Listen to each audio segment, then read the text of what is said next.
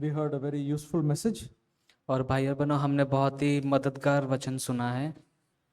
So we heard that Jesus is the head and we are the body. और हमने सुना कि यीशु मसीह जो है वह हमारा सिर है और जो शरीर है वह कलीसिया है। And so there is a connection. तो वहाँ पे वो संपर्क है, वो संबंध है। So it's not it's a spiritual connection between the head and the body. और वहाँ पर आत्मिक संपर्क जुड़ा होता है जो सिर और जो शरीर होता है उसके बीच में।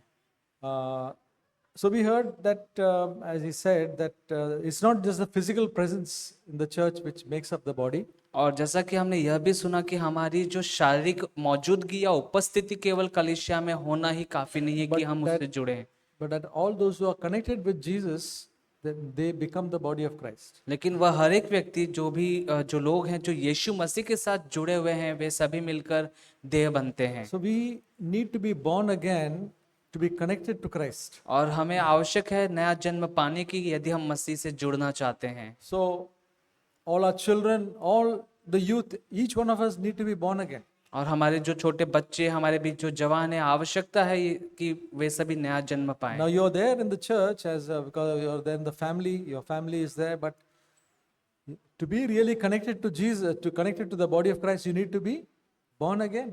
और आप कलीसिया में हैं, आपका परिवार, आपके माता पिता इस कलीसिया में हैं, लेकिन यदि आप इस देह का, इस कलीसिया का हिस्सा बनना चाहते हैं तो आवश्यक है कि आप यीशु मसीह के साथ जुड़ें। It says, Jesus said, as many as the word of God says, as many as received him, to them he gave the right to become the children of God. और वचन कहता है कि यीशु मसीह ने ऐसे कहा कि जितनों ने उस पर विश्वास किया उसको उसने पुत्र होने का अधिकार दिया। If you believe in your heart that Jesus died for you and God raised him from the dead, you will be saved. और यदि आप अपने हृदय में इस बात पर विश्वास करते हैं कि यीशु मसीह आपके लिए, आपके पापों के लिए उन्होंने बलिदान किया और वह मृत्यु में से फिर से आपके लिए जी उठा। It may sound simple, but we have to make it a true commitment in our life. और यह सुनने में बहुत ही साधारण जान पड़ता है, लेकिन हमें इसके विषय में वास्तविक घोषणा करनी है।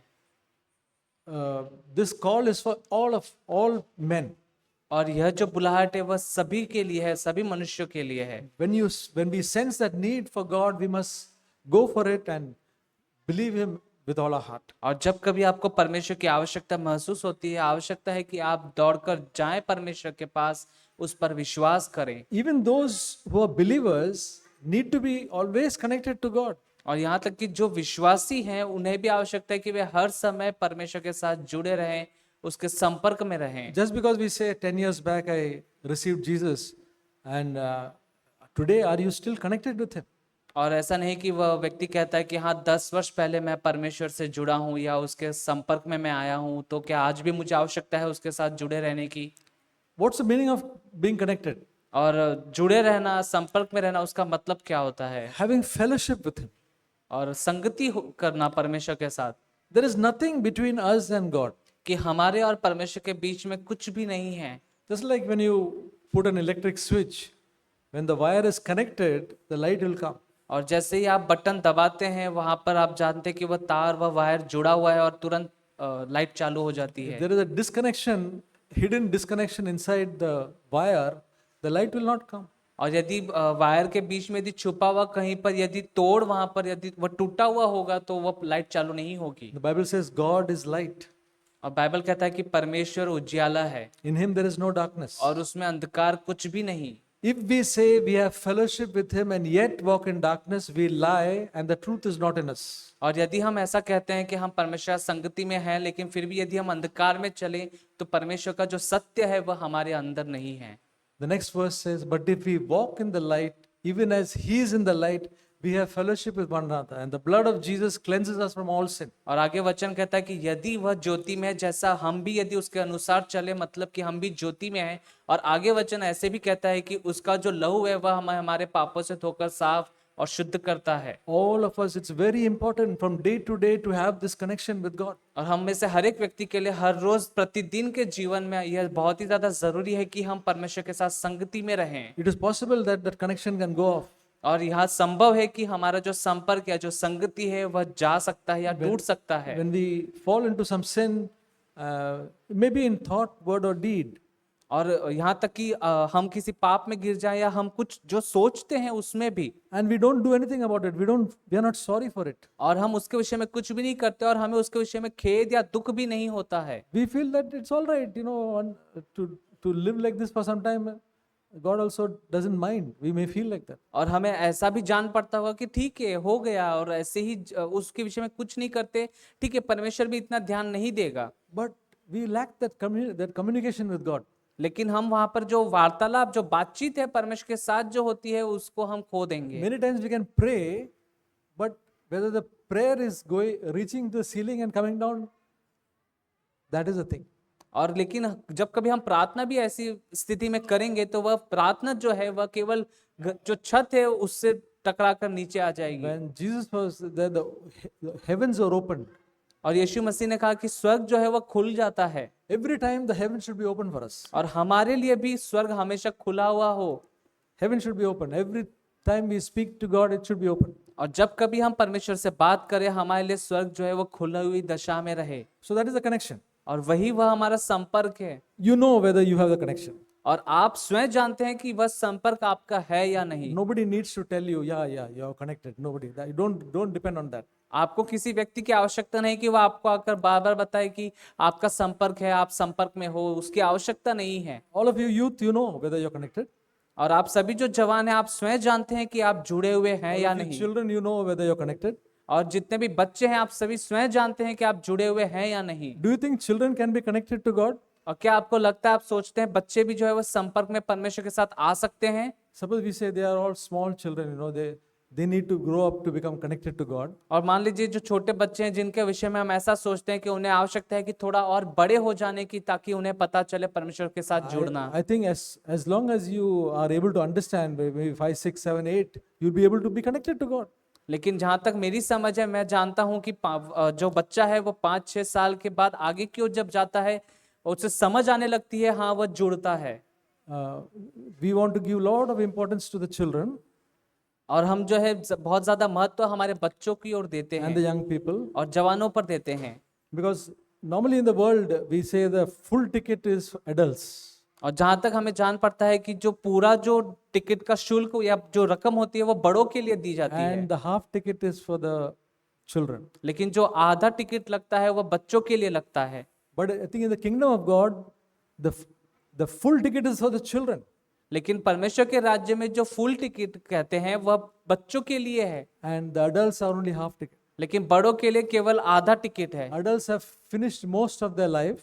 जो बड़े हैं उन्होंने लगभग आधा जीवन अपना बिता दिया, The children have got the full life. लेकिन बच्चों के पास अभी और जीवन बाकी है। So they are very important. तो बच्चे बहुत ज्यादा महत्वपूर्ण हैं। Whatever they do here, though it doesn't seem very attractive, it is very important. और बच्चे जो कुछ यहाँ पर हरकतें या जो कुछ बात यहाँ पर करते हैं वो हमें शायद आकर्षक नहीं लगता हो, लेकिन वह महत्वपूर्ण बात है। And every person is valuable here. और हर एक व्यक्ति जो यहाँ पर मौजूद है वह भी मूल्यवान है, Some people may जरूरी not है। some people may not be able to speak well, और कुछ ऐसे भी हैं जो ठीक से बात नहीं कर पाते हैं, may not know English properly. या हो सकता है वो इंग्लिश भाषा भी नहीं जानते अच्छे से। As the word of God says, all of them are most important, and that will keep us from division. और लेकिन परमेश्वर का वचन कहता है कि ऐसे लोग भी बहुत ज्यादा कलीसिया के लिए महत्वपूर्ण है, और यही बात बचाए रखता है बंटवारा होने या फूट पड़ने से। The word of God says, all men will know, listen, all men will know that we are God's disciples. और पर सुनिए, परमेश्वर का वचन ऐसे कहता है कि इसी से सभी जानेंगे कि हम उसके चेले हैं। By the beautiful singing and the music that we have, जो बहुत सुंदर गीत और जो गाना हम जो गाते हैं, right?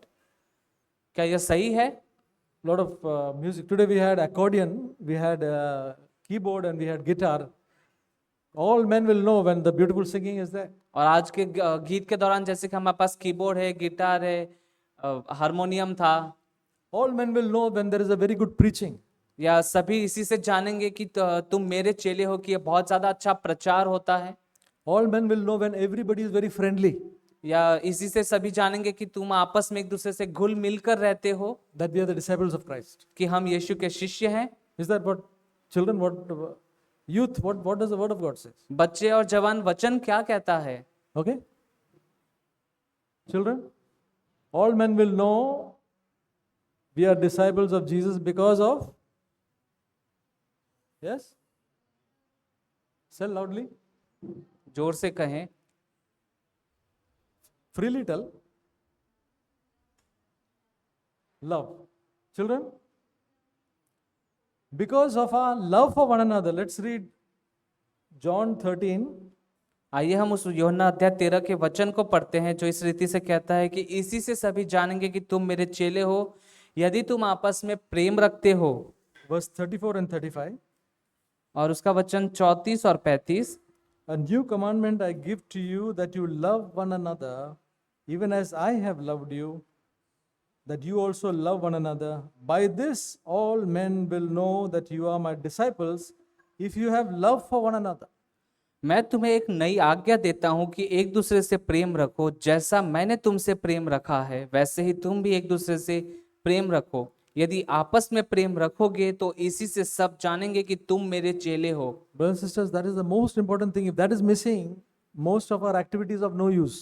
और भाई और बहनों, यह बहुत ही ज्यादा महत्वपूर्ण है हमारे जीवन के लिए. और यदि यही बात हमारे जीवन में नहीं है या इसकी कमी है, जो कुछ हम यहाँ पर कार्य करते हैं वह उसका कोई मूल्य या मतलब नहीं. So let us think of that goal and live this life.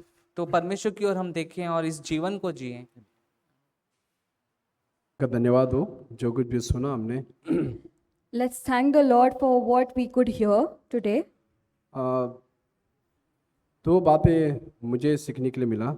So I got to learn two things.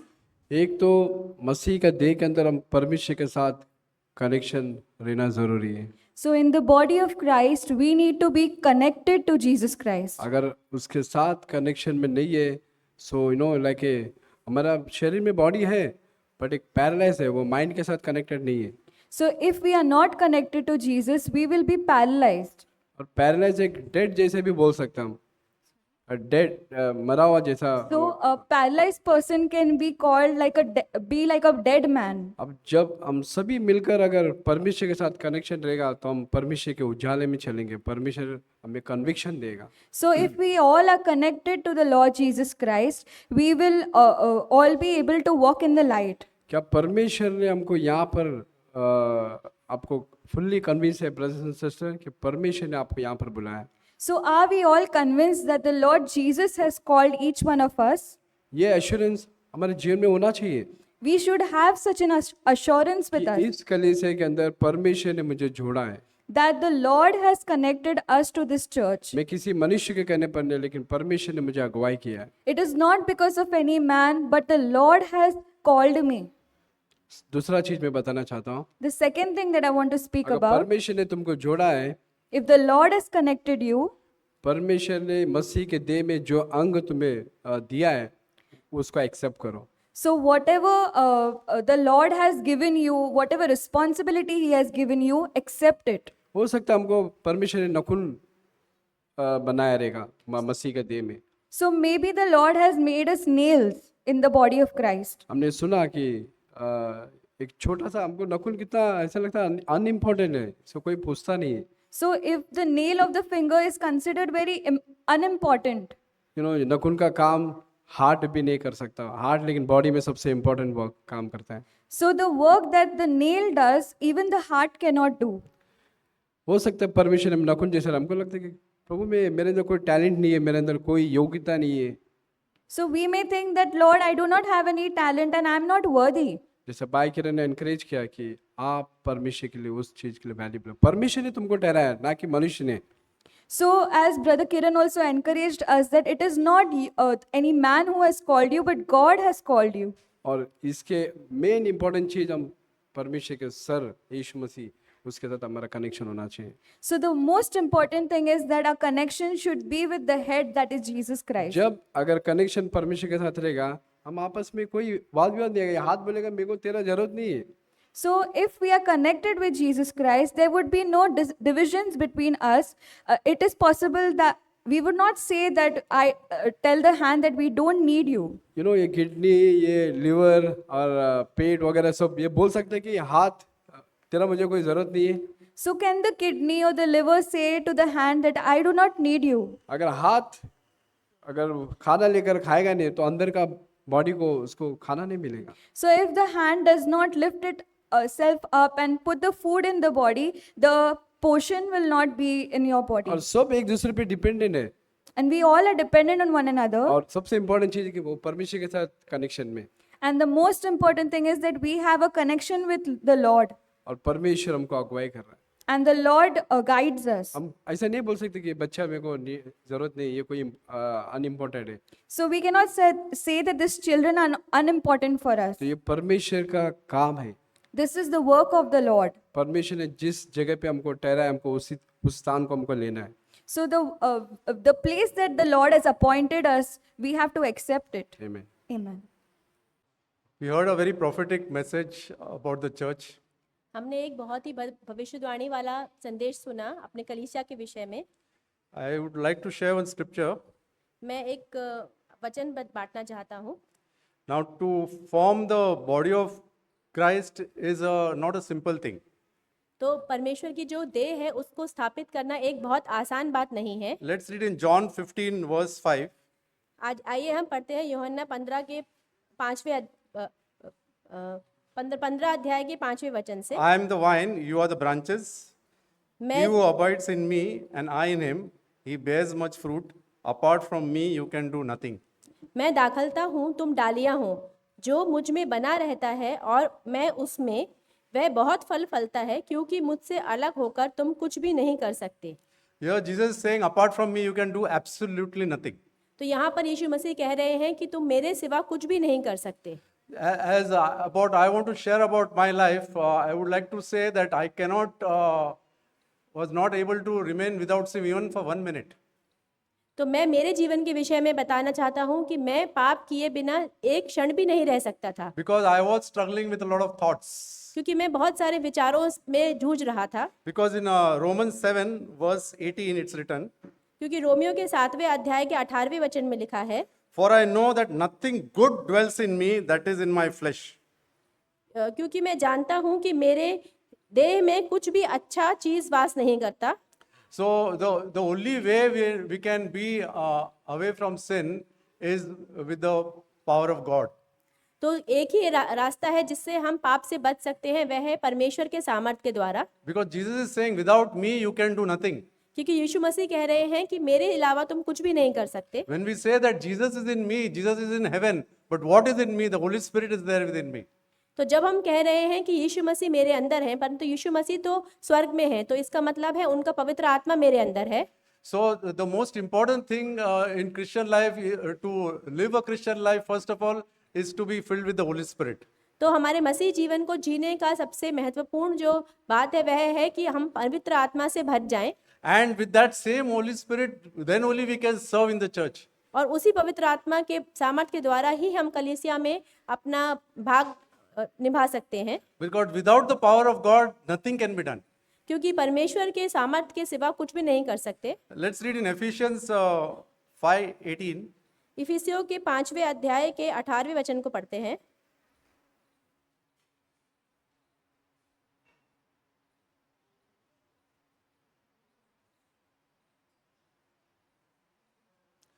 Do not get drunk with wine, for that is dissipation, but be filled with the Spirit. और दाखरस से मत वाले न बनो, क्योंकि इससे लुचपन होता है, पर आत्मा से परिपूर्ण होते जाओ। So here the Bible is commanding here to be filled with the Holy Spirit always. तो यहाँ पर जो बाइबल है वह हमें आज्ञा दे रही है कि हम हमेशा पवित्र आत्मा से भरे रहें। As Kiran brother shared 10 years back, I was, I said Jesus is Lord, Holy Spirit came into my heart, and now I'm doing nothing. That is no use.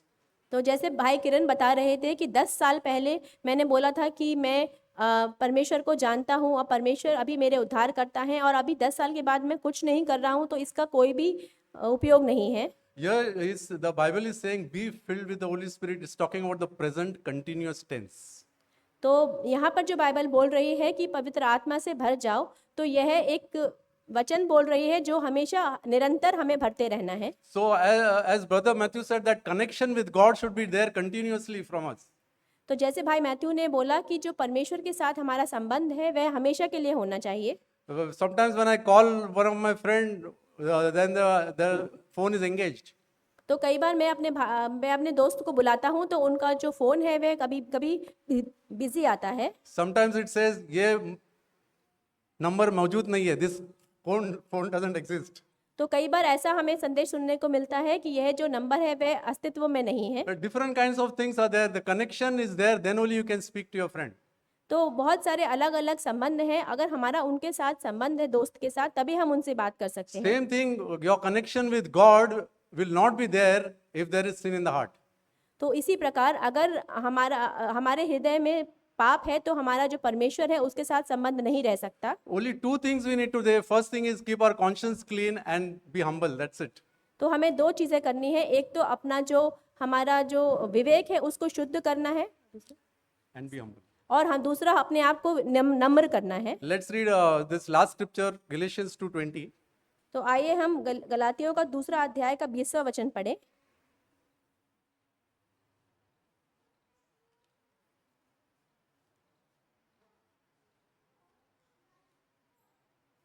I have been crucified with Christ, and it is no longer I who live, but Christ lives in me. And the life which I now live in the flesh, I live by the faith in the Son of God, who loved me and gave himself up for me. मैं मसीह के साथ क्रूस पर चढ़ाया गया हूँ और अब मैं जीवित न रहा, पर मसीह मुझ में जीवित है, और मैं शरीर में अब जो जीवित हूँ तो केवल उस विश्वास से जीवित हूँ जो परमेश्वर के पुत्र पर है, जिसने मुझसे प्रेम किया और मेरे लिए अपने आप को दे दिया। Here Paul is saying that I have been crucified with Christ and I no longer live. यहाँ प्रेरित पौलुस कह रहे हैं कि मेरा तो मसीह के साथ अभी मैं क्रूस पर चढ़ाया गया हूँ और अब मैं खुद जीवित नहीं हूँ। This to understand in our mind is easy, तो ये बात अपने मन में समझना तो आसान है, but we have to understand this at the heart level. तो परंतु इस बात को हमें अपने हृदय तक समझना चाहिए। Then he says that I live in the faith of the Son of God. तो यहाँ पर ये कहता है कि मैं अभी परमेश्वर का जो पुत्र है उस पे विश्वास के द्वारा जीवित हूँ। What faith here really means is total dependence on God, continuously in touch with God. तो यहाँ पर जो विश्वास है उसका मतलब है कि परमेश्वर पे हमें निरंतर निर्भर रहना है और उन पर निरंतर हमेशा विश्वास रखना है। So to live a godly life and to build the church of Christ, we need the Spirit of God always. तो एक परमेश्वर में आधारित जो जीवन जीना और परमेश्वर की कलीसिया को स्थापित करना, इसके लिए हमें परमेश्वर की आत्मा की जरूरत है। Amen. आमीन।